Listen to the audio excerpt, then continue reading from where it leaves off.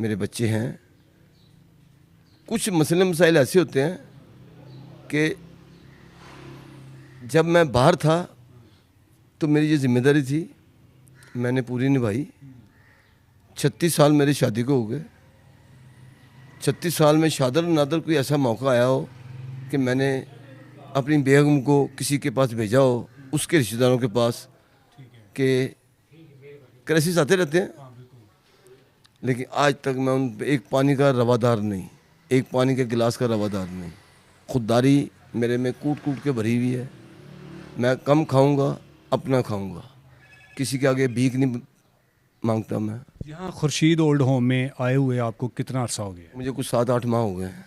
इन 7-8 माह के दौरान आपकी बीवी ने, आपके बच्चों ने आपके साथ रब्ता किया? कोई रब्ता नहीं किया, कोई उनका है नहीं।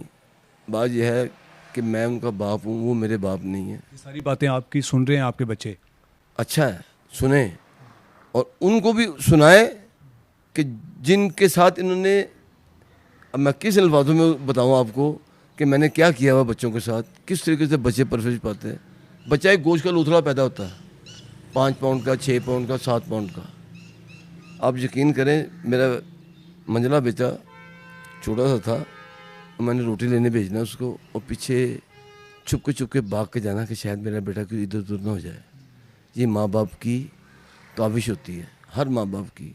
कोई माँ बाप नहीं चाहेगा कि मेरा बेटा चोर जुआरिया डाकू बने। आपके बेटे काम क्या करते थे?